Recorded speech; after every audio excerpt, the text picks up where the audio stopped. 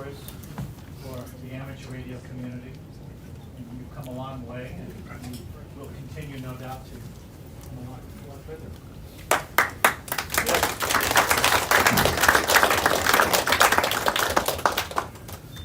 So I'm here very briefly today to actually not honor but recognize our former section manager for Eastern Massachusetts, Tom Walsh, K1TW.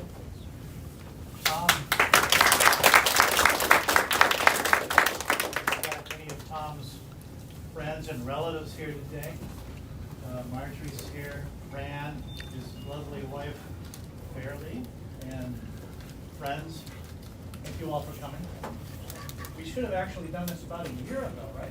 Oh, it's something like that. Yeah, about a year ago. It's okay, I think I was the one who just said, oh, you don't have to. But we do. In my mind, Tom epitomizes what a good section manager should be. When we first talked about this at the 100th Centennial, right, in Hartford, Connecticut, I was recruiting him That's what he meant. to take my place. I said, you know, this job takes somebody who needs to set aside their interests in amateur radio and look at the whole picture. You can't just be a contester or a builder, kit builder. You have to look at the whole breadth of the hobby, which is comprised of many sub-hobbies. And you have to look beyond your local radio club. You have to take into account all the radio clubs and their interests and nurture and promote it. Tom has not only done that, he's been a wonderful mentor to individuals. And blah, blah, blah, blah, blah. Let me present to Tom, and I'll read this. Should I hold it to? Yeah. Everybody see it? The ARRL New England Division and Eastern Massachusetts Section honors Tom Walsh, K1TW, in recognition of service as Eastern Massachusetts Section Manager. It's signed by the New England Division Director, Fred Kemmerer, AB10C, and myself, Bill Temples, K9HI, as Vice Director. And congratulations, Tom. Thank you.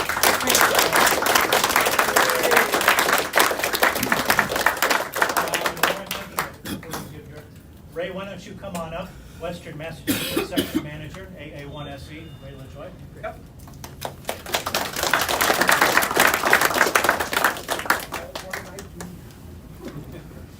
Just stand here and be pretty.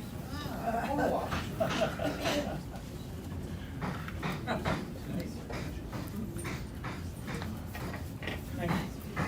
Ray, thank you for all that help. You gave me, you know, Ray is one of 7 New England section managers. We have 6 states with 7 sections. And that's because Massachusetts has 2 sections, because we're got a lot of population. That's really Eastern Mass. Yes, and I'm in Eastern Mass, Ray is in Western. And Ray has just been a great help to me also all these years. Thank you, Ray. Yeah, I gave him an assistant section manager from my area.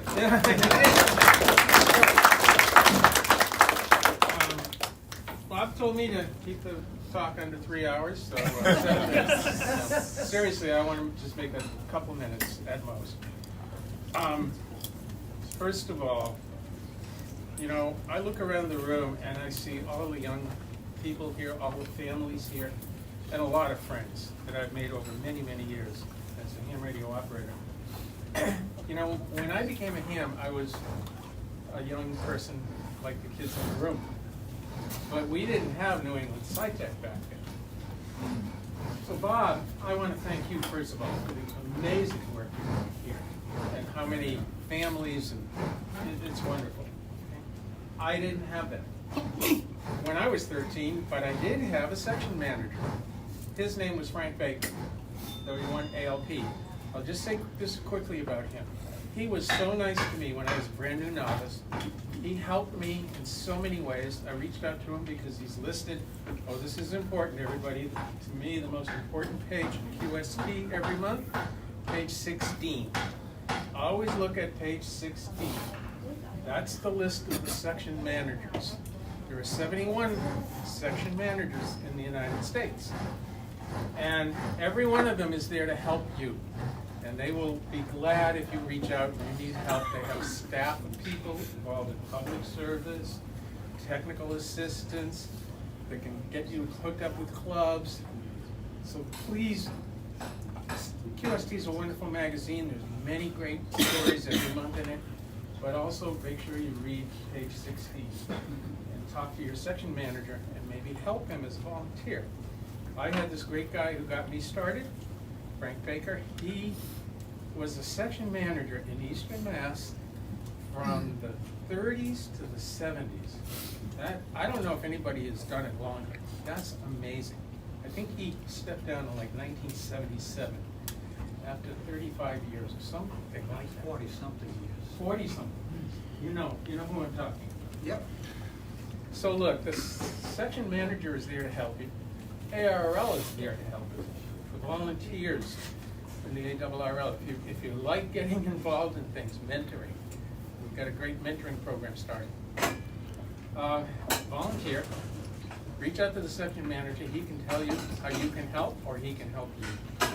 And it's very much, I wish we had SciTech back when I was starting. Thank you all. I really appreciate the award, and I really was telling Phil there was no rush on this, so the fact that I've been now 1 year later, this is wonderful. Our current section manager, John, N1ILZ, if you're in Eastern Massachusetts. He lives on Cape Cod, and I can't say enough about the section managers. It's a He was great. going to be here today, but he hurt his back, unfortunately. Yeah, thanks for that. I would Yeah, like he to, was I would like coming. to add something. Yeah. I would like to add, Tom, you're the best mentor anybody could have. Thank- I second that. Thank you, Eric. I just wanted, I did it because I love the hobby, I love the ARRL, and I am so proud of SciTech. Thank you all. I'd like to turn it back over to Phil because we'd like to mention a very huge event coming up in August. And I think you'd like to let everybody know that. Sure. Bob is referring to the New England Division Convention, also known as Northeast Ham Exposition. We are in a process of rebuilding. I think COVID kind of knocked us for a loop, and our attendance suffered post-COVID, but we're rebuilding. We're on a really strong drive to recruit more vendors to come and drive up the attendance at the convention. We have, for 2024, our theme will be POTA, Parks on the Year of POTA. And so we're going to have a track of programs dealing with POTA. We're going to have hopefully a track of contest operating type talks.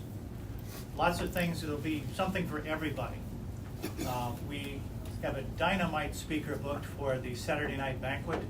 Many of you may know of Dr. Tamitha Skov. Did I get the right? Yes. name? Yeah. Whiskey X-Ray 6, Whiskey Sierra. No, Sierra Whiskey. The space weather Woman. She's incredible. You don't want to miss that show. Thursday night, we're trying something new. We're going to have a professional comic, a comedian come, who's been on the various national talk shows at night. So Thursday night, there'll be that entertainment. Last year, our programming, we had more talks and presentations than any convention in the country. We had about 89 talks and presentations. So hands down, if you want to come and learn something about amateur radio, learn a new skill, new facet of the hobby, by all means, come to Ham Exposition. And I'll be available to talk afterward. Yes, Bruce? It's also the biggest youth gathering for amateur radio in New England as well. Yeah, you folks do a great So job with anyone who's under 25, college age and under, considered youth by amateur radio, please come. There's activities. We usually have a youth forum where you'll get to express your ideas about amateur radio, about your involvement in the hobby. We have kit building and other things that can help develop your skills as well. So we really, last year I talked to the ARRL president who came to the convention. He said of all the conventions he's been at, he's never seen more youth than at the Ham Exposition. So, we want to encourage, get the word out that this is not an old guys convention. It's for everybody, it's families and youth as well. Tell you, when we tell our banquet speakers that there'll be tables full of youths, that gets them really excited. They want to see young faces, so you folks really make it happen. Phil, aren't the youth memberships now going to be free? Yes, I was just about to mention that, thank you. The ARRL just recently passed at our board meeting last week a new associate membership. Now, you won't be able to vote, but you'll be able to be a free ARRL member if you're under the age of 22. So definitely keep that in mind. There's no reason now to not be a member of the ARRL. Can't make it any easier. You'll be entitled to all the benefits and privileges besides just voting, other than voting. I think that's it, Bob. Thank you for listening. Thank you. Thank you, Bruce, for pointing that out. I think we had 23 students at the youth forum last year, and not quite as many at the banquet, but 2 tables of youth at the banquet. I'd like to tell you a little bit about Winter Field Day, but I'm not the right person. I'd like to call on the president of the board of Winter Field Day. I'll take over. Since you're with me. There we go. Thank you, first of all. SciTech for allowing me to come. I gave you a presentation here about a month ago, roughly. I think it was on January 5th. I just want to say thank you for allowing me to come out, and I think it's an honor to be here. I appreciate you guys. This is kind of a cool. New England SciTech this is phenomenal. What you guys are doing for youth and being able to build up the science and technology side of them, and young students learning and doing these things and giving presentations and teaching other young students how to build things and how to solder and do all these technology things that are growing. It's a never expanding world of technology each and every day. I work in the IT world every day, but most of all, I guess what you're really more worried about is Winter Field Day. As I kind of mentioned a month ago, I took that over in 2022, my second year of running this. So it's kind of cool to be able to go visit different Winter Field Day sites and see what other people are doing versus just running my own as a president of a local club, which is what I was doing in Tennessee. So we've got 1 or 2 stations set up, at least one outside for sure. It looks like maybe the other one's an SDR, another one inside where people can have the opportunity to get on. And if you are here and you're not a licensed operator, we've got other operators that can help you get on that go to station or get on the air on the inside and go see Bruce over there. And there is nothing more exciting than hearing people call different call signs on the air and getting a pile up and you're going, oh my gosh, this is an overload. But it's actually just an adrenaline rush to start the beginning rush of it all. And it's just an absolute fun. So I got into ham radio back in 1995, and I'm now 27 years or whatever into it, and I think it's just ever more important. People develop careers and everything else around ham radio, so it has an evolution that continues to build and grow and change. And as technology changes, we're adapting ham radio to that. And Winter Field Day, while we're not so much doing it at this location here, you guys are building the science and technology side of it. But Winter Field Day is more about kind of emergency communications exercise in being able to take this and take your radio, your antennas, your power, and set that up in an external setting, such as a park, your house, your backyard, whatever you might do, and try and make digital contacts. You want to make like a WinLink contacts using email over RF. So I don't know if you guys have talked about that and do some of that stuff here with WinLink, as well. But back in Tennessee, that's where it was kind of basically founded by a group of guys. So WinLink in Tennessee was huge, and sending that email over RF. But I appreciate you guys just coming out to Winter Field Day, kind of learning what that is, and I hope that you take time to get on the air or at least go explore the radios and see what the kids and other people are getting on there, making contacts with people all over the country. I've got people globally. I think I looked last night, and that was around 11 o'clock. I think we had about 23 to 25 stations set up in Europe that were registered on our winterfieldday.com website. So with that, there's definitely some DX stations out there, and I know, like, I'm from Western Mass, and they have a big DX club out there I'm part of. So if you guys are bigger than DX here, we're on the East Coast and can't get to Europe any closer than what we probably are here. So it's a great time to try and reach some of those foreign stations, and it's always incredible. And I heard a couple on the air just coming here this morning. I've got HF in my vehicle, and so thank you again for being part of Winter Field Day, taking part of it, and hopefully walk away with some fun. And don't forget to submit your login of the day either. So anyway, that should be live here about 4 o'clock on the air. Thank you, guys. Thank you. Yeah, perfect. Thank you. All right, would Bruce or Seth or Joe like to say something about how you all can get involved outside? Go to station? Just briefly, just say, where can they go? All right, so for our Winter Field Day, you probably saw coming in, we've got the orange cube tent set up out there. That is running entirely on emergency power. And so if you're a ham radio operator and you'd like to operate that station, we'll coordinate doing that. I want to definitely see a few folks getting involved in running that, whether it's Joe or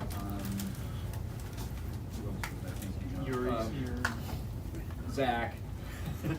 We'll tag a couple of you guys to keep that station going, and then I'll be available for Get on the Air activities for anyone who has recently gotten their license or has never made an HF contact or is just interested in amateur radio. We'll set up so that we can make some of those contacts. You'll be able to make them yourself because you can do that as long as you have a control operator. The Winter Field Day starts at 2 p.m., so we'll be getting that going then. And if anybody wants to make any HF contacts with me ahead of that time, I'll be available to do that in the radio room. Anything else, Bob? Any extra food or dessert is here, and for those who are staying for the evening, put out whatever's left over, but we're also ordering pizza tonight. So if you're taking part of Field Day all the way up till 9 o'clock tonight, there will be food and drink. The presentations at 3? At 3:30. Well, 3 o'clock, we're going to have a presentation about rocketry, our rocketry club. The person who runs that here will be presenting. And then at 3:30, we're going to zoom in to a fellow who used to be in New England, now out in California, started his own rocketry club. He's the one who lands model rockets vertically like SpaceX. And as far as I know, he's the only one who's been able to do it. Took him 7 years to do that. And he's going to do a presentation for us at 3:30 by Zoom. So if you have to leave, you can go to our webpage and find the Zoom link and zoom in from home. Or stay here, and we're going to do it right here live with him. His name is Joe Barnard, and he's a YouTube celebrity and apparently quite famous in the rocketry biz. So please join us for that. I also want to introduce Worcester Polytech right here, starting with Mike, and say a word about how we got this going, and then we'll introduce the coffee and STEM activities. STEM activities. Okay. We'll start with you. Sure. Hello, everybody. My name is Mike Radzicki. I'm a professor at Worcester Polytech. And WPI's educational program is very project intensive. So briefly, in the students' junior and in their senior year, they have to do a major project. The senior year project in their major, whatever that happens to be. The junior year project has to look at the interaction of technology and society in some fashion. For each student, these projects are worth the equivalent of 3 courses, and they often work in teams. And so the faculty is charged with the task of finding interesting projects for the students, and so I've been working with Bob to try and noodle through some of that. So today we have 2 of our project teams who are joining us here, and I'm going to let them introduce themselves and explain their projects. So let's do the STEM activity projects first. If you could each introduce yourselves, the STEM activities first and coffee second, and then explain what your activities are, the STEM activities. So, Abby. Yeah, hi, so nice to meet all of you. I'm so excited to be here. My name is Abby. I'm one of the folks involved with our referred to as the Ham Radio IQP. I'm mostly working on the curriculum side, which I'll talk about in a few minutes, but just, the rest of the gang can introduce themselves. Hi, I'm Mike, and I am part of the IQP that started an online store to help fund this project here at Nest. It's called Techspresso.tech, and we came here today basically to try to launch a rebranding of the store, get it back up and profitable again, hopefully. Hi, my name is Andrew. I'm a part of the Ham Radio IQP that Abby mentioned. I'm working on something different than the curriculum side. It's more of a direction-finding demo, so I encourage you all to check that out with you. My name is Mithil. I'm also working with Andrew on the range finding demo. And my name is Mark. I'm also on the Ham Radio IQP. I'm part of the curriculum side. I'm Connor Ernstberger. I'm on the Ham Radio IQP working with the curriculum. I'm Michael. I'm here with Techspresso, the coffee company. Yeah, so just really briefly, I'll talk a little bit about the curriculum, and then Andrew is going to talk a bit about the demos, and then we'll hand it over to the folks with the other project. But essentially, right, there's Minecraft, which is the most popular video game ever made. It's sold over 300 million copies. Very, very cool. Ask your kids about it. I'm sure they'll tell you. But we are working with this really cool person. His name is Lucas. His call sign is W1TBR. And he is creating ham radio properties within Minecraft in a modification of the game called RadioCraft. We are working with him to create a school-led curriculum for kids to get into STEM. Those kids who maybe don't have access to some basic STEM principles can take what they know from the video game and apply it in this new mod, and that creates this really interesting and fun and enjoyable way to get into something that some kids are a little afraid of looking at. So that's what myself, Connor, and Mark are working with. It's very fun. Andrew? Yeah, so I guess the second half of our group is more focused on this direction finding demo. If any of you are familiar with the phased array beamformer, it's basically a simple version of that. So we have a mobile transmitter and two receiver antennas that are fixed. Then using a Python script and some code, you can tell the direction that the transmitter is located based on the time of arrival of the transmitter signal at the receiver antennas. So mainly this demo is used to get people interested in STEM. So I encourage you all to stop by, give some feedback, play around with the demo a bit, and give us suggestions on how we can make it better. Okay, yeah, so with our project, again, the objective is to try to get some revenue and profit coming in to fund this and fund STEM for future generations. And we decided to use for the technology basically a dropship program and build a website and use more modern ways of getting a business going, which would be reaching out to affiliates on YouTube, the YouTube channels. And those platforms have the ability to reach hundreds of thousands of people potentially a week. So we're trying to use more modern ways to promote this so that we can, again, get revenue coming into what we see as a very good project that's been started by Bob. When I came here a few months ago, I was really impressed by what he had done. I heard his story that he had accumulated all these things that he has here that we all see through the years of teaching, and then he ended up leaving and then starting this, and I felt really motivated to help get some funding going to this because it really is a good cause. So that's why we're here today. So it's Techspresso.tech. If any of you want any coffee, feel free to go on there. You can get a subscription, and there's a reduction in price, and coffee will show up at your door whenever you wanted to. So thank you for your time. Yeah, I was also going to say thank you very much for your time. Thank you. That's it.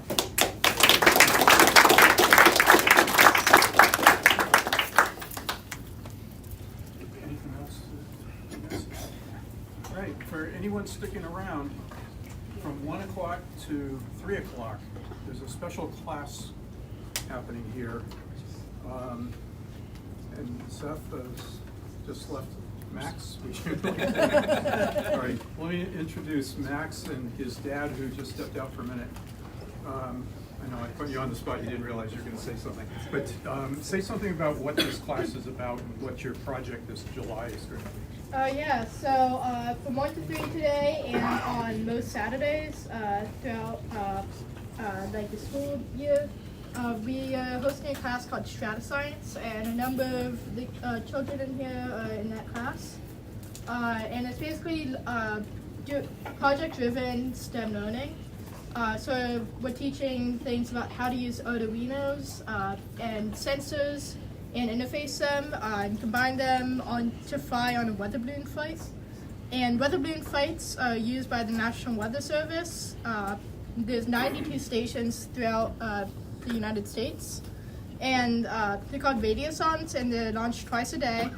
And a lot of the weather data that goes to your weather app, like the weather forecasts, that's where a lot of the data is coming from.